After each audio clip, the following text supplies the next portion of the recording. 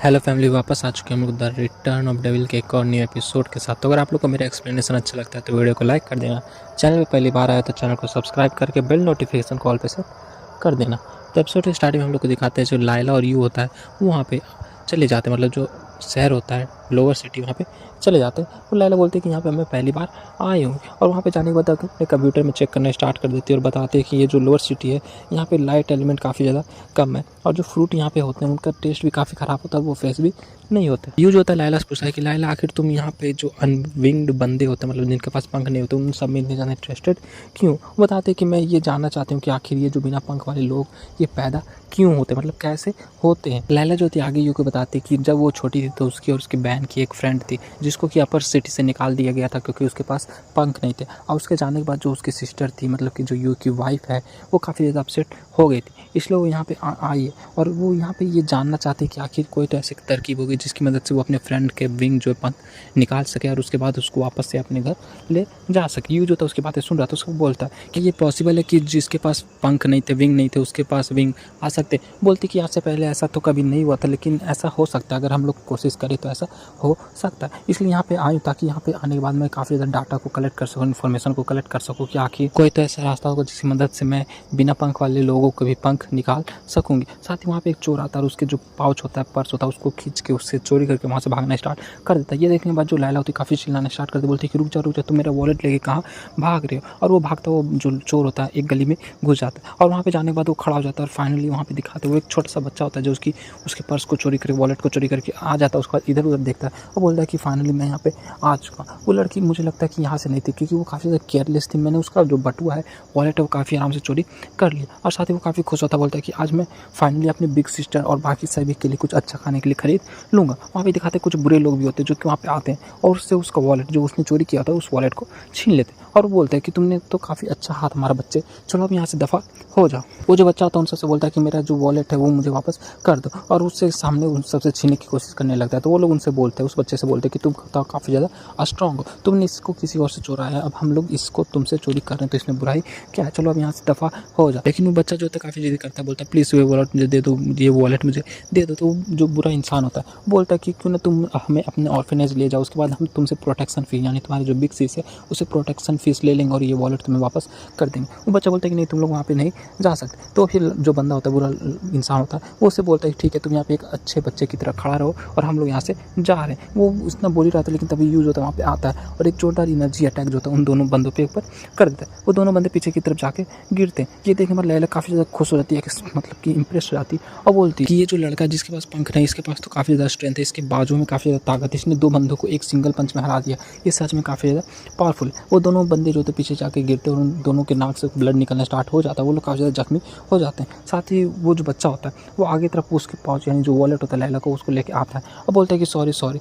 मैंने आपसे आपका वॉलेट चोरी किया, इसके लिए मैं आपसे माफ़ी मांगता हूँ और आपने मुझे बचाया, इसके लिए थैंक। लैला उससे बोलती चलो कोई बात नहीं, तुमने इसे ऐसे मुझे वापस कर दिया, अब तुम यहाँ से जा सकते। साथ ही वो बोलते कि ऐसे तुम्हें नहीं करना है, मतलब तुम्हें ये चोरी बुरी काम नहीं करना चाहिए, तुम अगर ऐसे ही चोरी करते हुए बड़े हुए तो तुम बड़े होकर एक बुरी इंसान बन जाओगे, ये बिल्कुल भी अच्छी बात नहीं होगा। बोलता ठीक है मैं आपकी बात को समझ गई। साथ ही यूज होता है उस बच्चे के पास आता है, बोलता है कि तुम्हारा फैमिली कहाँ है। वो बताता है कि मैं एक अनाथ आश्रम में मतलब कि बड़ा हुआ हूँ और वहाँ पे मेरे जैसे बाकी सारे बच्चे रहते हैं जिनके कोई भी माता पिता नहीं। लैला उससे बोलती है अच्छा ऐसी बात है, चलो ठीक है, अगर तुम अनाथ हो, तुम लोग अनाथ आश्रम में रहते हो, इसका मतलब तुम लोग को काफ़ी ज़्यादा परेशानियों का सामना करना पड़ता होगा, चलो ठीक है मैं तुम्हारे लिए कुछ खाने के लिए खरीद देती हूँ। साथ ही वो लोग स्टॉल के पास जाते हैं जहाँ पे कुछ खाने के लिए बन रहा होता है। ये वो खाना जो होता है काफ़ी ज़्यादा अजीब होता है। ये देखिए मैं लैला सोच रही थी कि ये तो काफ़ी ज़्यादा डरावना, आखिर ये लोग इसे खा कैसे सकते हैं, लेकिन यूँ जो है उसको काफ़ी आराम से खा रहा था और बच्चा भी काफ़ी मज़े से खा रहा था। ये बोलता है क्या तुम्हें चाहिए, बोलती नहीं ये तो काफ़ी ज़्यादा अजीब लग रहा है, मैं ये सब खाना कभी भी नहीं खाने वाला हूँ। ये बोलता है कि अच्छा ऐसा सोच लो क्योंकि यहाँ पे और कुछ भी नहीं मिलने वाला। उसके बाद यू और वो जो छोटा बच्चा होता है उस खाने को एंजॉय करने लगता है। वो लोग बोलते हैं वाह ये कितना ज़्यादा टेस्टी है,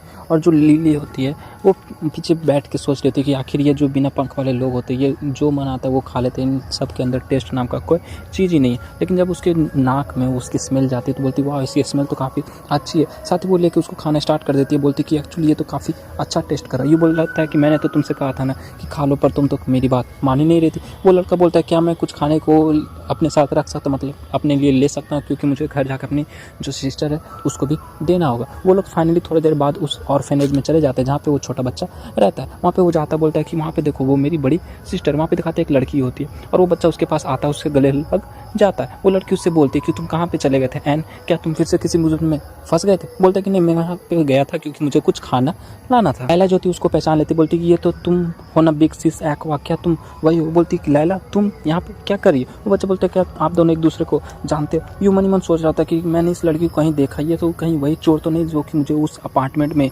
मिली थी। साथ ही वो जो लड़की एक्वा होती है वो लैला के पास आती है और उसको बोलती है कि काफ़ी समय बाद तुमसे मिल रहे हैं, तुम तो काफ़ी ज़्यादा लंबी और काफ़ी बड़ी भी हो गई, आखिर तुम्हारी बहन जो है वो कैसी है, मतलब अभी वो क्या कर रही है? बोलती मेरी सिस्टर एकदम ठीक है। जो होती है उससे पूछती है कि आप कैसी हो बिग सिस्टर एक्वा? एक्वा जो होती है उसको बताती है कि ये जो ऑर्फनेज यहाँ पे मैं आ गई थी जब मुझे वहाँ पर से स्काई सिटी से निकाल दिया गया था, और यहाँ पे मैं बाकी के जितने भी अनाथ बच्चे उन सबके साथ मिलजुल के रहती हूँ। साथ ही वो बच्चा जो होता है एन उसका नाम होता है, वो बोलता है कि यहाँ पे जो ग्रैनी है डायरेक्टर थी ऑर्फनेज की वो मर गई, उसके बाद बिग सिस्टर को ही यहाँ की रखवाली के लिए रखा गया, मतलब कि अब जो ये ऑर्फनेज है इसका देखभाल हमारी बिग सिस्टर एक्वा ही करती है। चूँकि ये ऑर्फनेज में काफ़ी सारे बच्चे हैं और इस सब का ख्याल रखना अकेले बिग सिस्टर एक्वा का मतलब बस की बात नहीं है, इसलिए मैं कभी कभी बाहर जाके इनकी मदद करने की कोशिश करता हूँ। उसकी सिस्टर जो थी उसके पास आती बोलती कि एंड तुमने पहले काफ़ी ज़्यादा मदद कर चुकी, तुम्हें ज़्यादा डिसअपॉइंट होने की ज़रूरत नहीं है। वो जो लैला होती है बोलती है वाह ये बच्चा कितना अच्छा, ये तो ऑर्फनेज के बच्चों की मदद करना चाहता है। ये बोलता है कि तुम भूल गए थोड़ी देर पहले इसने ही तुम्हारा जो वॉलेट था वो चोरी किया था, तुम्हें ये बच्चा काफ़ी